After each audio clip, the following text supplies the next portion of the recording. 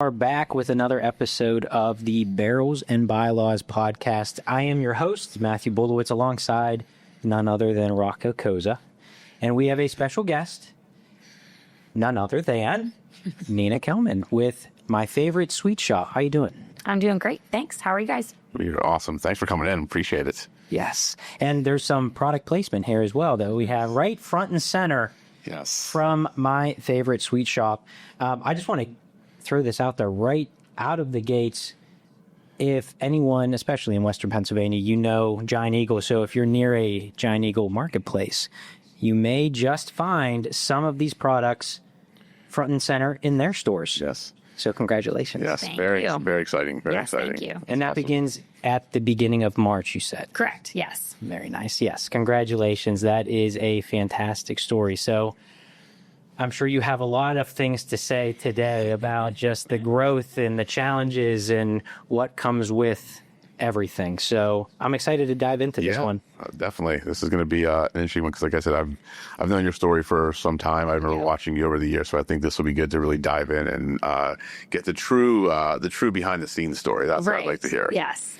So before we begin, why don't we kick it over to you? Tell us a little bit about the My Favorite Sweet Shoppe and the type of products that you provide. Again, this is only a small sampling of what we have here. Obviously, we are clients of yours.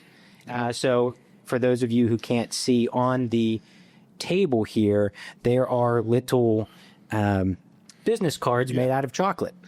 So that is fantastic. A great add-on that we have for our marketing. But this is only a small piece of what you provide. So why don't you share all of the products that you have, all of the different lines that you have, and let us know what you got. Okay. So yes, we are My Favorite Sweet Shoppe. We just celebrated 10 years in the fall, and we specialize in gourmet caramel apples, homemade fudge, hand-dipped chocolates, specialty chocolates, custom gifts, and of course, corporate gifts, like you had mentioned. So anything that you can think of that is a confection or chocolate dipped, we handle in-house.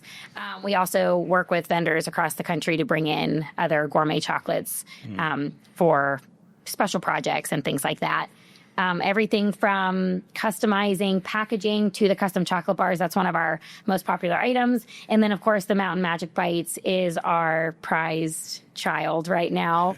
It is making its debut in the Giant Eagle Market District, so you'll be able to find that in Western PA. Very nice. How long have you had that product? I don't remember that that's a newer product, correct? No. It's not. Okay. It's a product that has evolved with us. Okay. We've had it from the very beginning. Okay. And initially, whenever we had the mountain bark bars, so they were it was a huge chunk of it. Okay. And we sold them in stores, and they were very popular. And the feedback we kept getting from customers was that they just wanted a bite of it. But it was in a bag, right? So they just wanted a bite and be able to put it down because it's very sweet, obviously. And so then we started cutting up the bars and putting them in bags. And we just had unmarked white bags, and we sold them together. And all of a sudden, the bites were flying because people like to open it up, take a bite, put it in their desk, And then a few years ago, so I guess 3 years ago now, I decided that this was a product that we wanted to sell and rebrand. Okay. So I worked with a local firm to go through rebranding, renaming, packaging, everything. And it took all of 2 years almost to get the product to where it's at now. And then, so like I said, it just evolved over time and now we don't even sell the bars. We just sell the bites. So that's interesting. That is too funny. And I can't start the podcast in good faith without learning more about the dipped wine bottles. Talk to us about that. Yeah, what's this? We're drinking wine. Where we are. So it's actually funny because whenever we opened the bottle of wine, I thought of that. The chocolate dipped bottles of wine are a novelty item that are great for just about anybody of legal drinking age. Right. But of course, for gifts that you don't know what to get somebody. So a friend of mine, another entrepreneur, would sit down and have brainstorming sessions, and she saw chocolate dipped bottles of wine in other states. Okay. And so she said, you've got to be able to replicate this somehow. So we did. We came up with a way that we cellophane the bag, we dip and decorate it in chocolate, and there's a pull string. And when you pull the string, all the chocolate falls off. So then you have your bottle of wine and you have your chocolate. Love that idea. Wow. I love It that. really is. It's really fun. Like I said, it's a really unique gift. The only thing that would make it better is, of course, I cannot sell alcohol. Right.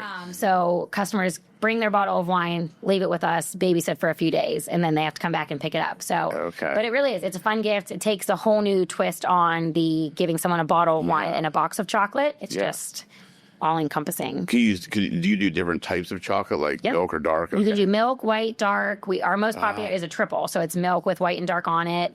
We can do birthday bottles. We've done logoed bottles, snowflake during the holidays. Christmas is our busiest time of year for them. We've done them for Valentine's Day with hearts on them. So. Well, I know what to get a few people in my life now. I had no idea. I'm like, this is actually, as you're saying, I'm like, this is actually really good gifts. Like, because I always get caught up with, I don't know what to get people, like something unique. That is completely unique. Yep. That's awesome. So I'm assuming you're going to get a few more orders from this side of the room. So, no, that's great. So getting back to the podcast itself, again, the goal here is there are so many soon-to-be or potential entrepreneurs out there that really don't know if they should make the jump. And every episode we have said this world needs more entrepreneurs. We need more people betting on themselves. The best time is now. So if we can share as many stories as we can, that might be enough for one person out there to make the jump. So that's why we're here, and we want to learn a little bit along the way. So 2 big things. 1, origin story, how you became an entrepreneur, and 2, the challenges and the hurdles that you had to face. And then, of course, we see all the success and all the sweets and the treats here, but we want to really dive into those 2 topics. So let's start there. Okay. Were you always from Western Pennsylvania? Oh, yes. I am Born and raised. I actually now live in the house I grew up in, so I am like the definition of a Pittsburgher. Yes, I grew up in Crafton, and I was born and raised here my whole life, went to school locally, and then college, went to St. Mary's College out at Notre Dame. And from there, I moved to Chicago for a few years and worked in Chicago. And then I call myself one of the boomerangers. So I went away, but then I came right back. So, and then, I've had the rest of my adult life here. And now my husband and our 2 daughters are in Crafton also. Oh, that's a funny story. So when you brought up having 2 daughters, when we were prepping for this podcast, you work from home on Fridays. Yep. And you gave me a very specific time. It's got to be 1:30. And I said, okay, we'll make that work.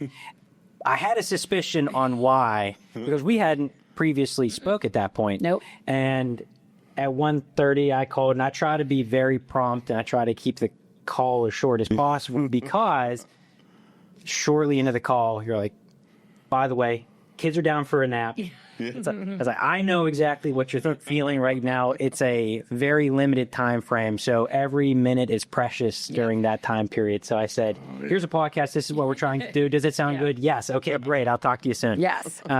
So that's awesome. How old are your daughters? Well, actually, then we found out that our kids are almost the exact same age. We may have been at the hospital at the same time. With both. Yes. Yes, which is very funny. So Yeah, I think I may have been my wife and I have been checking out as you guys were coming in. Yep. That's wild. Yeah. So I'll have a 3-year-old in April and then a 2-year-old in October. Yeah, you're pretty close. Yep. Yeah, I mean, almost. Days apart for the first and less than a few weeks on the second. Man, Yeah. I don't miss those days. I'm just good. I mean, mine are older. I do not miss those days, so I feel for both of you. Absolutely. Yeah. Well, it certainly is an interesting key part of this entrepreneurial journey. Absolutely. Absolutely. So That adds its own challenges and hurdles. Yeah. We'll get there. We'll get there. So what made you come back to Pennsylvania? So you're in Chicago. Presumably you had a career down there that I saw. Yeah. So what was the draw back into Pittsburgh? I think I just love it here. I knew that this is where I wanted to be ultimately. So when there was about 9 of us that went after college, and we all lived in the city, and we were in our 20s, and didn't have much responsibility other than our jobs to show up at. And even then, sometimes. And I think I just knew that I was going to end up back in Pittsburgh. My whole family is from here. And so the running joke with me was if I ever went on a date, it was always the opening line, we can date, but we're moving, then I'm going back. So it's just home. So I love Chicago. I even love the career that I had there. I was a public relations specialist for Ogilvy and Mather. Wow. And I did a lot of really cool things and got to travel all over the country and work on, multi-million-dollar projects. Wow. But like I said, at the end of the day, I just kind of saw my way through that and wanted to come back. Yeah. So you came back to Pittsburgh. What was the next step? The next step is I worked for a small marketing firm in Carnegie, ironically, right up the street from where I'm located now. And I worked for them through a connection. I went to Bishop Canevin High School, and a gentleman there owned a marketing firm. He was looking for some help. So I worked there for, I think it was just about under a year, actually. And through that process, I got reconnected back with Canevin, and I met the owner of the then Sweet Shoppe. And I started working for her, doing marketing and sales. And about 6 months into the job, she said that her and her husband were looking to get rid of the business. Yeah. And okay. And she looked at me and said, well, aren't you interested? So that was kind of just the progression of how things went. At the time, I was 25. So as a lot of us know, when you're 25, I was living at home. Yeah. I was living at home. I just came back from Chicago not too long ago. And so I roped my parents on board because I couldn't do anything, right? I couldn't get a loan myself. I couldn't, I really had nothing to go off You of. barely could run a car at that point. Yes, exactly. So my parents own 50% of the business, and they have been, my support. Both, they work in the business also, but not as much. They signed on to make sure that, I had that backing and footing that I needed, to sign papers. Yeah. So what was the big thought process? That's a big jump from marketing, advertising to the owner of the then Sweet Shoppe. Yep. That was the name of it? Yeah. Sweet Shoppe. That's a big jump. Yeah, it was insane. I think it was one of those opportunities in your life. You kind of mentioned it earlier that this opportunity was put in front of me. Yeah. And I sat there and thought, why not give it a try? I had talked to a lot of other business owners as I was making the decision, and they kind of told me different stories and trials and tribulations, and a few people really close to me that kind of gave some insight into what they thought maybe would be my biggest hurdles personally.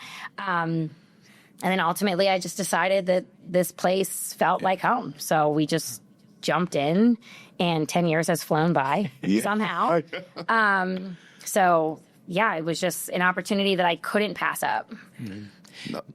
Well, those people that said that told you what your hurdles were going to be, were those actually the hurdles? Yes, absolutely. Okay. What was the biggest one? I think it's just the biggest hurdle that I have faced, it's not even gone. The hardest thing is managing other people and dealing with employees. Okay. And not because I have bad employees per se. I have great employees. We've had to let go of some employees along the way. That was personally very challenging for me, both that's just my personality. Yeah, sure. But also in a sense that the line between being someone's boss and being someone's friend has always been a hard one to draw. Yeah, it is. You work 40 plus hours with people, and that his children are having birthdays because what's going on in everyone's lives. So it's the hardest part is trying to, when you have to wear the boss hat. Yeah. It's just not always a fun hat to put on. No. Yeah. There's so many roads that we could go down on this one. Yeah. So when did you get your first employee? So you acquired the business in 2014, 14. And you were 25 years old. When was that first hire? They were there. They were already there. Okay. Yeah. So that was really hard because they were already in existence and I came in. And we had a split between, and we still do now. We have a lot of teens that work for us, high school, after school, weekends. And then we have a team of adults. And of that team of adults, I was the youngest. Because I was 25. So that was initially right off the bat a big hurdle for me. I have always been yes, sir, no, ma'am, Mr., Mrs. So having that barrier that I was also an adult and wasn't one of these adults, kids' friends or something like that was definitely the first one. So I'm in charge and I'm the youngest one in the room most times. Did the people that you were in charge of, did they have a hard time with that at first? A few did, but overall, no. Okay. A few of the people are still on my staff. Oh, wow. Yeah. Wow. My manager, Melissa, is, I heard, my right hand and half of my left. Like she, and she was I acquired her. Yeah. Which sounds awful, but she came with the company. Yeah. And she's our manager now. And again, she worked a few days a week when we started, and as she's grown with us, she's, so, and again, very respectful, but we're very close, both business and personally. Yeah. How long did it take you to recognize and then fully own that hat as the boss versus personal, we're friends versus boss?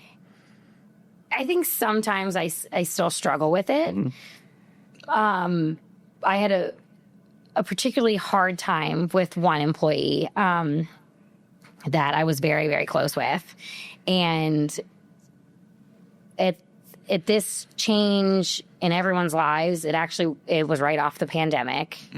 There were a lot of things going on in the shop, personally for them, for everybody. And I remember sitting down and or I think we were on the phone. I said, I can't be your boss and your friend. And I feel like you need my friendship more right now. And it just soured very quickly. That was not the response that I think was wanted on that end. So that was the hardest one for sure. But it's the truth. Like I can't be your friend and your boss simultaneously. And I had to pick one. And now, unfortunately, they're neither. Yeah.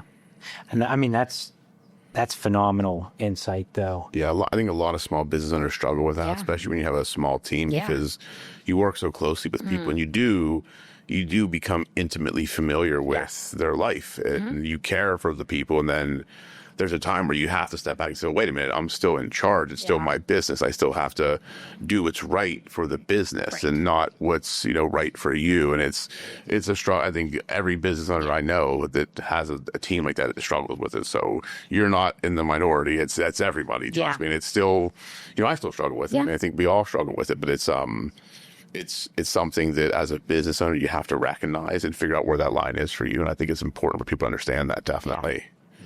And it is. It's a mutual respect. Yeah, it is. It really is. And that's where I think a lot of people go wrong, where they, when they get close to employees, the employees, not that they lack respect for the person, but it's like they take the friendship more seriously than the employer-employee relationship. Right. When the guard comes down. Yes. And that's where the line gets very blurry and it makes it hard sometimes when you have to have those hard conversations. Yeah. And people don't like them. So it's, you're not alone. Trust me. I know many people that have been in that boat. So, yeah. So that was a unique challenge that we're still struggling with. Yeah. But let's fast forward and we're going to get back to the entrepreneurial switch that is flipped. But I think we're down the road of the challenges. Let's keep going with it. So when you acquired, you're 25 years old. Let's fast forward a little bit now. you're starting to have a family. How has that played into everything? And, obviously the team dynamic, not just at work, but at home as well, and trying to balance everything. I'm going to be listening very intently on this. So tell us a little bit about that and how you've been dealing and managing this. Yeah. So last 3 years, so my daughter will be 3 in April, have been the craziest, upside down, best years that you can possibly ask for. Being a mom was always the goal. Being a mom, having a family was always the goal. Being an entrepreneur necessarily wasn't. It wasn't on my bingo card. It wasn't there. And then that happened. And, over the years, like we said, it grew. Yeah. It was even pre-kids. My husband and I met, and he was living in Maryland. So we did long distance for 3 years. But he signed off. He knew. All the roads led back to Pittsburgh. Yes. Well, luckily, his mom's family is from Plum. Okay. So he is a Pittsburgher by upbringing. Yeah. Okay. So he played soccer at Point Park. So we met through a friend that was also local. So yes, his goal was also to be here. So it just, you find the right person. It just works. So even then, me being an entrepreneur and my schedule being crazy, going back and forth on weekends, and I have to work and this and that, was just like the intro to that. And then obviously, like once he moved, and we got married and decided to have kids, it was a new balance of not so much, I don't know the difference became being pulled in two different places, not out of necessity, but out of want. Mm-hmm. I want to be everywhere. I want to be in my shop for my team, and I want to be with my kids and my family. And, so it quite literally tears you, right? Yeah, it pulls you. And I've been very lucky. One of the things that whenever I started the business, I was there 60, 70, 80 hours a week. Yeah. During the holidays, I stay there basically all night, during busy times. And one of the things I told myself was when I have my own kids, I am not going to be in that store 5 days. It was a goal of mine. Yeah. And per our conversation, when I was at home during that time, I am not in the shop 5 days. Yeah.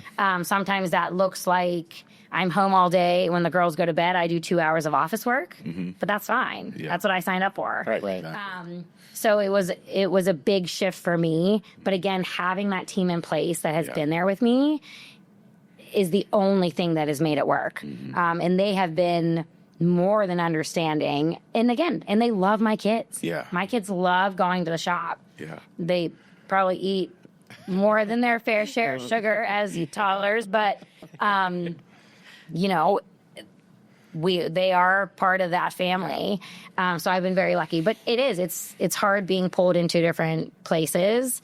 I would be lying if I didn't admit that when I had my kids, and again, so close together, that parts of the business derailed. Yeah. The things that I'm in charge of took a back seat. And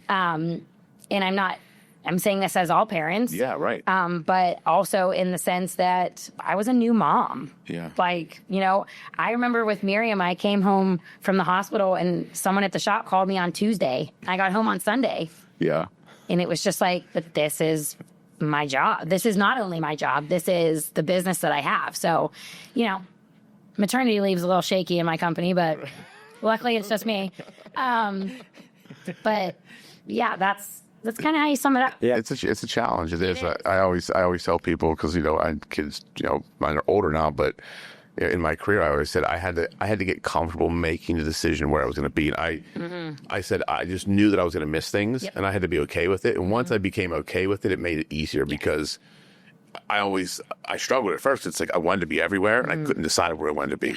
So when I wasn't here, I wanted to be there. When I was here, I wanted to be there. Once I said, okay, I'm good knowing that I can't be at every one of my son's baseball games, or I can't be at every, dance practice because I'm building something else. Yeah. Then it was like, the times I was able to be there, it made it better. Right. I appreciate it more because I wasn't worried about being somewhere else because I made the decision of this is how it's going to be. And I think that's where a lot of people get caught up. They don't decide.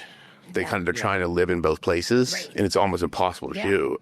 You just got to pick what you want to be and just be that. And then I think that makes it a lot easier. It really does. But it's a struggle I think every parent faces. Yeah. And I would be very wrong if I didn't also say that, like, my husband is phenomenal. Yeah. As you guys know, in this world we live in, majority of the game is networking. Yeah, right. And networking happens at night. Yeah. And events happen at night. Or even like today, my husband's getting the girls and we'll go home and do dinner and start. And whenever I get there, I get there. So Mitch is awesome. Mitch doesn't skip a beat. It's not an issue ever that it's I'm working late or I have an event tonight. Or sometimes last week I had 3 events. Yeah. So 3 nights he was on his own for bedtime, and he's a good girl dad. He just like rocks it. So, so again, it's like we're all saying, it's what we talked about last time too, where this idea of work-life balance and where I landed with it last time, but I think we were all in agreement. I don't want to put words in anybody's mouths, but there really isn't a work-life balance in the sense that the majority of people think of it. People think of it 9 to 5 is work. Anytime after that is my life. And how I view it is there's 24 hours in a day. Choose which ones are work, which one's life. But as you brought up, sometimes it is, I have 2 hours of work when the kids go to bed. Okay, that's part of the work. So it's just, that helped me, especially when I first started out, I think, acknowledging that it's not 9 to 5 and 5 to 9. It's more, there's 24 hours in a day. Choose where you're going to work. Choose where you're going to be present outside of work. Because that, Rocka, you brought up a good point about just being present. Oh, I struggled with that mightily. Yeah, it's still hard. do. It's an ongoing, it's a work in progress. Yeah. The work-life balance is such a specific term. Work-life harmony. Are you happy where you are in that at that time? Yes. How can you make them work? It's not always going to be a balance. Yeah. It's just impossible. And I always say if you embody what you do, then it just becomes part of your life. Like I always think, I love what I do, so I don't feel like I have to find this work-life balance. I just do things I like to do in the moment I'm doing them. And yes, there are some weeks where I probably am here too much or I'm not here enough. And it's, you learn to find your guardrails. I always say that's what I've always, and I struggle with it still to this day. I've been doing this 20 plus years, but it's still a struggle. But I think, to your point, once you get okay with the choices you're making, then I think you learn to be more present in the moments you've chosen to be in. Yeah. And that's where I think people struggle because they just don't make that choice. Yeah. They want to just be everywhere and be everything to everyone, and it's impossible to do it. It really is, especially as a business owner or entrepreneur. It's virtually impossible. As an entrepreneur, you want to fix problems. Yeah, that's exactly right. That's exactly right. That's how it you're works. Yeah, that's exactly right. So let's continue with the challenges. We're just having too much fun down this road. When you acquired the business, a common theme that we have gotten so far in these episodes is how lonely the journey has been through, being an entrepreneur. And you said you moved to Chicago with a ton of friends. Yeah. And people choose different career paths, and sometimes there's just not enough room in your life and everything that you're trying to deal with and address. That circle becomes incredibly small. How has that journey been for you? Have you had a good support system, or what does that look like? Have your friend group gotten smaller like many other entrepreneurs? Yeah, I think that it definitely, like you said, just for the sake of time, not only as an entrepreneur, but as adults, everyone in their life goes through different stages. I have friends that are, well into parenthood. Yeah. So, that ship sailed for them, further, like a long time ago. So, yeah, I definitely think, and like you said, you have to find those people that stick with you. I have a great core group of friends that not only understand if I bail at the last minute or have something come up, but are the first people to say, well, then I'll come to the shop with you. Mm-hmm. Yeah. And they'll be in the shop with me and cut ribbon if it's just so we can sit down and talk, so it goes, and I would do the same for them if I could help them in their business in any way.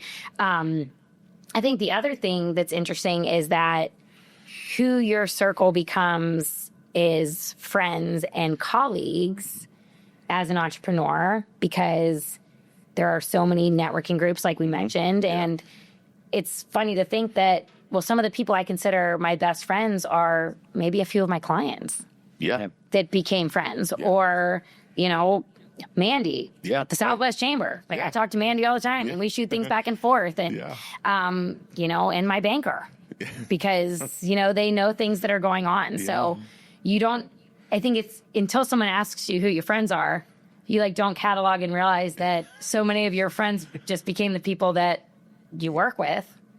Not even in work, but in the greater work community, and not even by default. It's just people you connect with and people that you're around all the time. Yeah. But yes, the circle gets smaller as life gets busier. Mm-hmm. But I also have such a good group of friends that are those cliche friends that I could not talk to for 6 months. And as soon as we text, it's off to the races. Right. What's going on. So didn't miss a beat. Yeah. And you felt, because we've talked about this before as well, this particular topic, and you've had a similar story and situation where just by life generally, but also as an entrepreneur, your circle it gets smaller. And I think I've learned to become more intentional with my time.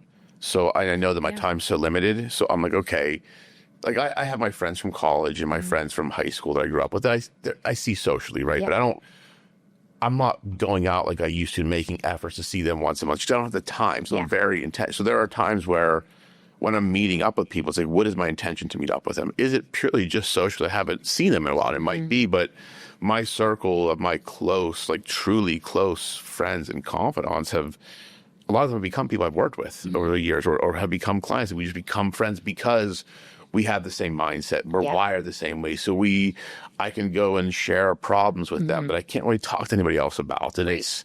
And I think the value in that is so exponentially greater now once you're in a business and a few years deep into it, and you start seeing problems come up that you didn't experience before. Having people in your circle that have either been through it or are going through it at the same time is such a blessing, I feel like, because otherwise I'd lose my mind. Right. Because it is lonely. Yeah, it is. It's very, and I don't know if it's a very buzzword type of topic, but a lot of times now everyone talks about the mental load of motherhood, right? The mental load, the things that you take on. And it's very similar to the mental load of being an entrepreneur. That's a great point. Because it's like we talked about a little bit earlier. It's the millions of things that people don't even realize I'm sitting up about at night thinking about, because whatever they see on the outside seems like I get to go to a luncheon at 11 o'clock on a Wednesday. That's, and that luncheon was work. That luncheon was my job.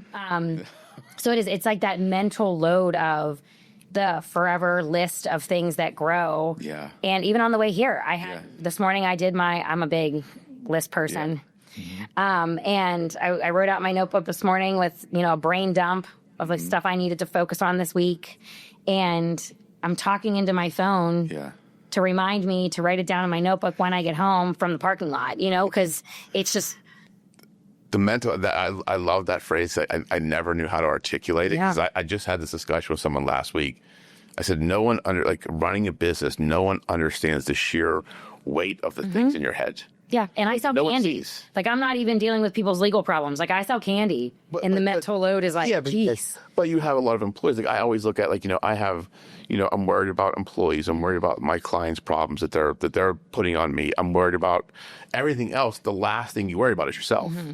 Yeah. And I don't think people truly understand the gravity of that. Right. And I love that. I could not think of the word, but that is the exact word. It's the mental. It's just the weight of it all, because you're truly, and there are days where like I hit that wall where you're just like, I don't know what else I could do.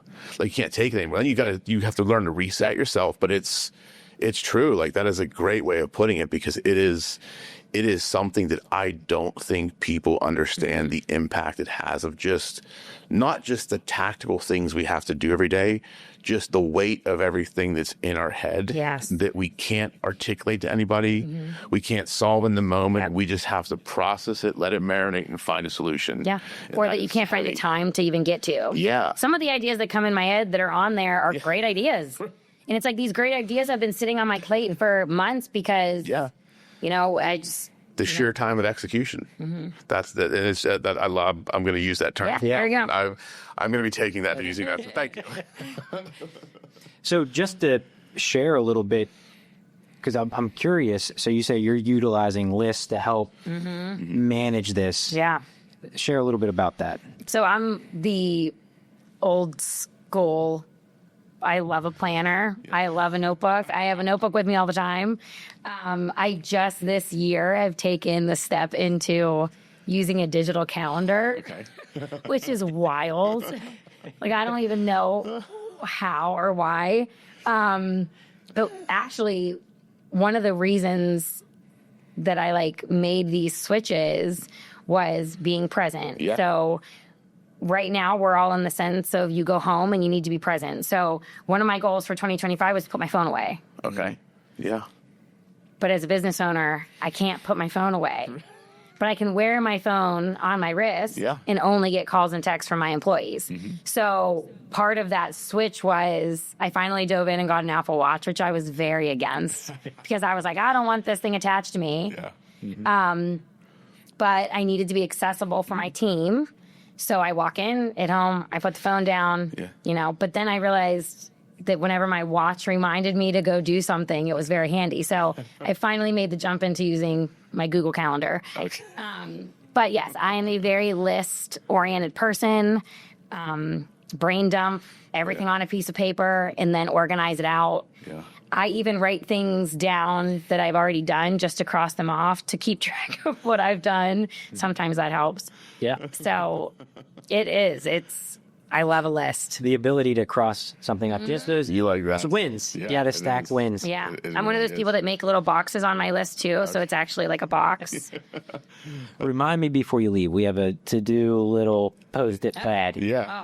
Comes equipped with the little circle you can shine. So many planners. Like I try out these different brands and which ones I like. I've done that too. I have so many half-used planners. I'm like, I can't find one that I would love to invent one, but I can't figure out. They always have about 80% of what I use. And there's like that 20%. I'm like, oh, it doesn't do this. I just stop using it. Ironically, the one I found, because I've spent so much money on planners and like the fancy ones and customized, and my planner is like $120. And then I'm like, this didn't end up working. The one I'm using now that I've been sticking with was like off Amazon for like $12. So like, you know, just never know. No, absolutely. The list. But it like has it broken down. You have like a section to write, a section that has a to-do list, and then a schedule at the bottom. So you can like, I like it. I'm a big list person. I do like I have my top 3. Like every day I have I write down my top 3 things I have to get done today. And then every night I do a brain dump. Like at night I have a journal just sitting on my desk. And I'm just like everything that's in my head, just try and brain dump it out and then look at it the next morning and say, okay, this is the stuff I got to do today. And it helps because it's not like your brain will just, I feel like, just melt someday. Like, you're on overload. So again, the things you have to remember, even as simple as they are. And I also had to get, you know, I've had to be very boss-like with my team because my team will text me something that they need. But if I'm like with my kids and I read the text and it's gone, 5 days later, they're like, well, I sent you a text. And that text meant nothing, you know, like, so then we got an iPad at the shop. So it was like, text the iPad because then I could go check your messages. So again, it's been a learning experience for all of us. And sometimes it's a joke because even my manager is like, don't text Nina something, you know, it's not that it's not important. It's just that it goes on the load. And if it's stored in my head somewhere, the odds it's not written down doesn't count. No pictures, no proof. That's right. Exactly. So true. Oh, I love it. So we talked about the challenges. We figured out the brain melt solution. We have that covered. I do want to get back to a little bit on the transition into becoming an entrepreneur because it is that's where so many people are on the fence. So I just want to go back. You said your parents were such an enormous support. Is that what you leaned upon throughout? There's so many on the fence right now that there's a lot of naysayers. What are you doing? Yeah. You're crazy. You're say that to me. Yeah, walk us through kind of that process where, as the business owner, I came to you and was like, Nina, what do you why haven't you stepped up and said, yeah, I'll take the business? Yeah. Walk us through that process. So like I said, I was at the point in my life that my parents were my foundation. And I am very, very blessed. I mean, there are 4 of us kids, and my parents have put us through every bit of education that we could we could go to, and they have been unwavering, not unquestioning, but unwavering in the sense that they're great parents and they support what we want to do and they believe in what we can do. And I think a lot of that is, maybe opportunities that they didn't have, right? You always want better for your kids than you have, no matter what that looks like. So yes, I was very fortunate that at the point in my life that I was given the opportunity to take over the shop, I had them as my safety blanket. I am not ignorant to the fact that everyone doesn't have that support system or upbringing, and I don't think that should deter them. I think then for them, they would just need maybe a little bit of a better plan. I was able to jump to see if I could fly. And I know that that's not the case for everybody. But whatever that support system is, they are everywhere if you look. Especially in this day and age, I'm still learning about all the resources that are available for entrepreneurs that are free. It's crazy. And opening doors to people that just want to help you. In Pittsburgh specifically, we have such great resources like, the SBDC, Pitt, Duquesne, Chatham, that are free. You can show up there and ask for advice, and you can talk to business owners. Very early on, even whenever I was looking for my job, whenever I moved to Chicago, it was networking and finding people because people want to help. You just need to ask. So if your support system isn't your family, that's fine. If you're at a point in your life, like where I would be now, that maybe you have a partner and children, or a partner or children, or a mix of everything, then it's just making sure that those people are on board with the plan. And then maybe, I'm very lucky that through the ups and downs in my career after Mitch and I got married, that Mitch has a solid job. So we mentioned it earlier. I get paid last. That just is what it is. So the idea that I had that support system financially is also very important. I think that there is also nothing wrong with taking your entrepreneurial journey piece by piece. If you want to start and have your day job. Right. And as you can pick away at things and make a leap and stash money aside, then I think some people, you have to be all in mentally. You have to be all in on your idea. You have to be all in on your end game. But that doesn't mean you have to quit your job and do it. Right. There are plenty of people that have side hustles, and maybe your entrepreneurial journey starts as a side hustle and then develops into something bigger. Right. Like I said, everyone doesn't have the opportunity to jump in fully, but that doesn't mean it can't happen. Right. But I also think, as you mentioned in the very beginning, there is no time like now. If you do the research and find people that want to mentor you and hold your hand through it, we've all been there. I think that would be, maybe if you're unsure, then talk to an entrepreneur. If you haven't, then that's where you start. Yeah, that's a great point. Was there in the beginning? Was there a moment like after you made that decision to buy the store where you knew it was the right decision? like any particular moment where like, because I mean, I know I've talked to people and I've had my own moment where this is what I was supposed to do. Did you ever have that moment? Ooh, I gotta think back on that, I guess. And maybe it occurred later. Yeah. I think that I always, once I took the leap, as scary as things were over the course of time, it took me 5 years. I'm going to tell you a funny story that you're going to appreciate. Okay. A very good client of mine turned one of my best friends, Christy Hilbert. Yeah. Okay. I remember she was one of my first clients. I cold called her. Okay. I just started. I cold called her. And I remember sitting down with her and her telling me that the first 5 years of your business, you're going to be pushing a boulder uphill. Yeah. And the weight of it is just going to like crush you. And you just have to push, right? And you're tired and you're exhausted.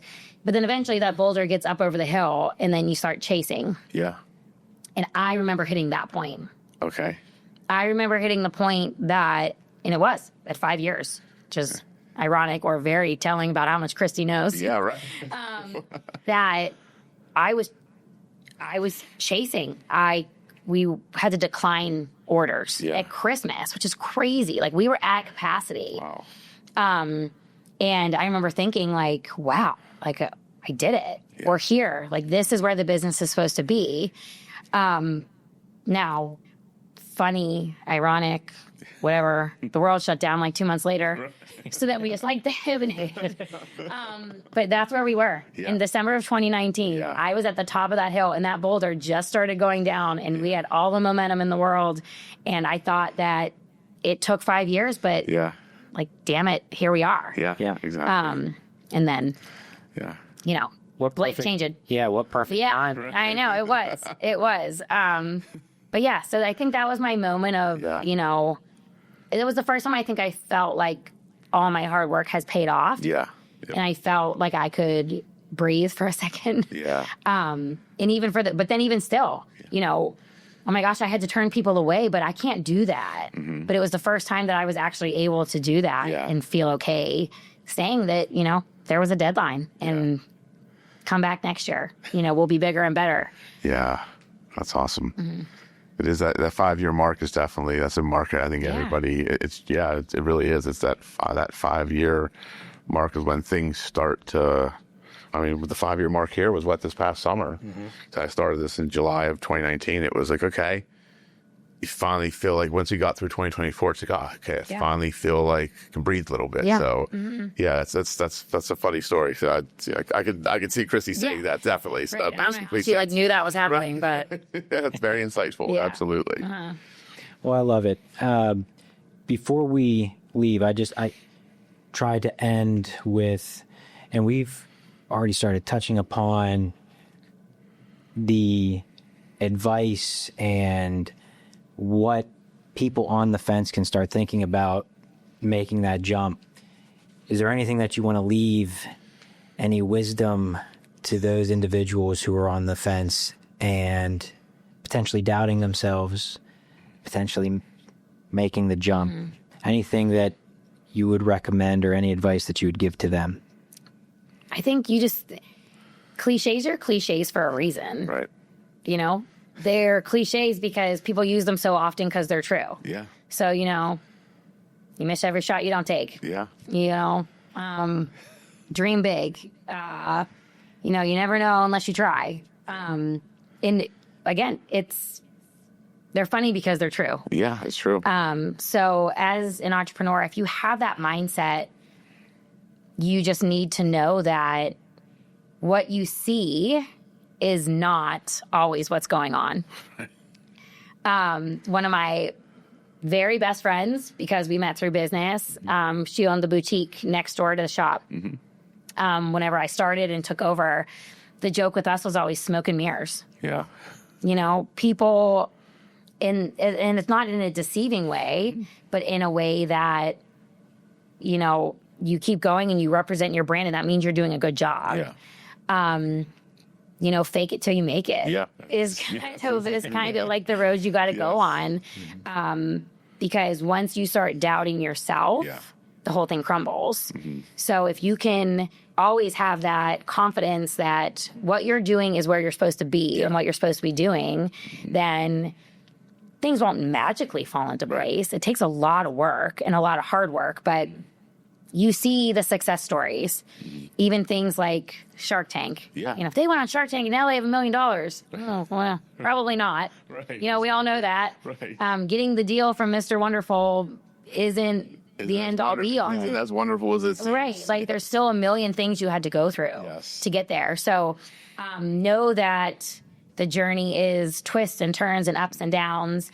And 10 years in, you still learn such valuable lessons every day. You know, it's also, I saw something on Instagram the other day that said, if you get to decide when you're going to lunch, you're already a successful entrepreneur. You know, if you get to control your time, you're right. what else could you ask for? Yeah. And that's true. And it's such a small thing, but if you are not held to someone else's clock, then how wonderful a life you must live in that simplest moment. And that doesn't mean that when you come back from lunch, there isn't going to be a shitstorm to deal with, but you know, hopefully you had a really good lunch. So that would be my advice, is just know that, you know, things aren't what they seem. You know, we talked about it. You know, we have a great product launching and it's so exciting, but I have no idea what this is going to do. For all I know, in 3 weeks, they're going to say it flopped, you know, but that doesn't mean we didn't try it. You know, and that doesn't mean that I didn't order 47,000 bags that are now in storage. And you got on a co-packer potentially if they grow those. So So, just know that the road isn't straight. It's not even up and down. It's every direction imaginable. And a lot of times it's backwards. More times than we probably care to admit. A lot of times it's backwards. But, you know, you learn from it all and you take it and you move on. Absolutely. Or either of you watch Ted Lasso? I've watched a couple episodes here and there. So I just rewatched Ted Lasso, which is why it's fresh in my mind. And one of the points they talk about, it's a great show in general as far as life, and it applies a lot to entrepreneurs. But he always says, be a goldfish, because a goldfish, their memory is fleeting. It's true. So it's like something happens and it's bad, and that's what he tells his team: be a goldfish, move on. Just learn from it, move on. Just don't make the same mistake twice. Just learn from it, move on. Don't harbor it. Don't hold it in, or don't hold it, you know, and let it fester. Eat you alive. It's just, you're gonna make mistakes. Just move on from it. And everyone will tell you that, even the most successful people. I mean, that's truly one of the best pieces of advice I ever got, was just move through it, because you're gonna hit a lot of stumbling blocks and just through a lot of shit. Just keep walking. Won't be the last one. No, exactly. Just as long as you keep moving, you haven't failed. That's it. But most people just, when it gets hard, they stop or turn around and go backwards. And you know, you seem to push through it, and that's why you're here and going into the big bird this week. We're going there. I love it. And thank you so much. I'm so excited to see your story progress. Absolutely.